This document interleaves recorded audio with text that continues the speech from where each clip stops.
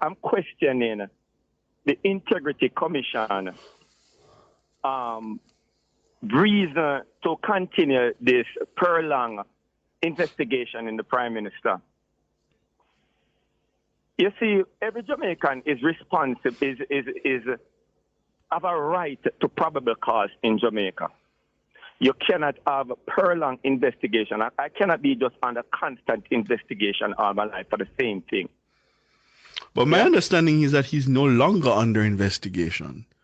They've investigated and closed the matter and sent, closed the matter and sent a report to the Parliament. So why Jamaicans are not privy to that? Well, they said it. They said it in their report, and we queried it, and based on their response, it was clear that they were referring to the investigation they had launched. So why are people still talking about the Prime Minister under investigation? Well, that's factually incorrect.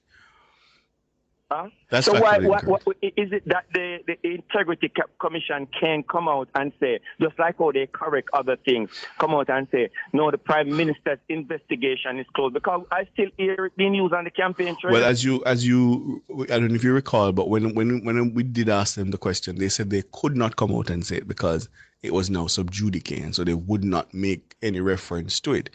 But the fact that when we queried the reference in the report to a closed investigation and they say it's sub judice, then obviously one can infer that it's obviously the investigation that they had launched against him. Ricardo, and they have said in their report that is closed. It's election time, Ricardo. Yes. The people of Jamaica need clarity. This is still being used out there on the campaign trail.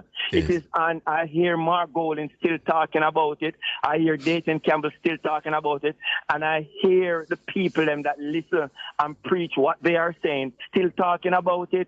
It is up. It is nothing. If the case is closed, it is not something that will affect what the matter in court.